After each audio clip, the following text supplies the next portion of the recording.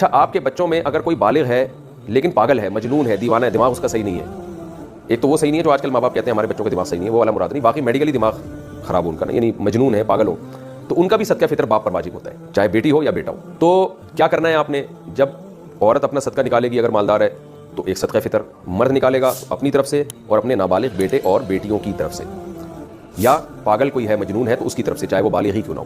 کتنا صدقہ نکالنا ہے, اس میں علماء کی دو رائے ہیں. جمہور علماء جو بر صغیر کے وہ کہتے ہیں 1.25 کلو گندم, یعنی اگر آپ نے آٹے کی صورت میں دینا ہے تو 1.25 کلو. کھجور, جو, کشمش اس صورت میں اگر اس کو معیار بنا کے دینا ہے تو اس کو ڈبل کر لیں, یعنی 1.25 کا ڈبل ہوتا ہے 3.5 کلو. یعنی کھجور سے اگر آپ دینا چاہیں, کشمش سے دینا چاہیں, جو سے دینا چاہیں تو اس کا ڈبل, اور اگر آپ گندم سے دینا چاہیں تو 1.25 کلو. یہ جمہور کی رائے ہے. لیکن حضرت مفتی رشید احمد صاحب رحمہ اللہ تعالیٰ کی رائے یہ تھی کہ 2.25 کلو گندم ہے, یعنی اگر آپ گندم سے دینا چاہیں تو 2.25 kg. جمہور علماء کے نزدیک 1.75, اور مفتی رشید احمد صاحب رحمہ اللہ تعالیٰ کی رائے, ان کی پوری تحقیق اصل فتاوی میں ان کی کتاب میں چھپی ہوئی ہے, تو ہمیں اسی تحقیق پہ زیادہ اطمینان ہے کیونکہ وہ دلائل ہمارے خیال میں وہ زیادہ مضبوط دلائل ہیں. تو 2.25 یعنی 2.25 کلو, تو 2.25 کلو گندم, اور اگر کھجور یا جو سے یا کشمش سے دینا چاہیں تو 2.25 کو ڈبل کر لیں, یعنی 4.5 کلو.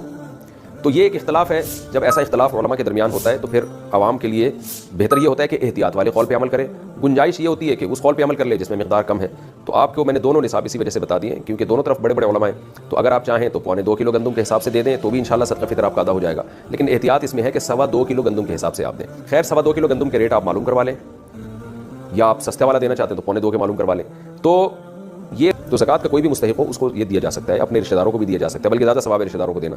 دینی مدارس جو قابل اعتماد مدارس ہیں, بڑے بڑے مدارس ہیں, وہ تو اکثر صحیح ہوتے ہیں, لیکن کوئی بھی مدرسہ آپ سمجھتے ہیں کہ اس کے محتمم صاحب زکوٰۃ کے مسائل جانتے ہیں اور صحیح جگہ خرچ کریں گے. میں اس لیے بار بار کہہ رہا ہوں کہ بعض لوگوں نے ایسی 4 دیواری کھڑی کی ہوئی ہوتی ہے جو 2-4 یتیم بچے لا کے ڈال دیے ہوتے ہیں اور پھر دبا کے نوٹ چھاپ رہے ہوتے ہیں زکوٰۃ اور فطرے کے نام پہ, ان کی شکلیں دکھا کے نا کہ یہ دیکھو یتیم بچے, اور پھر نوٹ چھاپ رہے ہوتے ہیں وہ. تو کوئی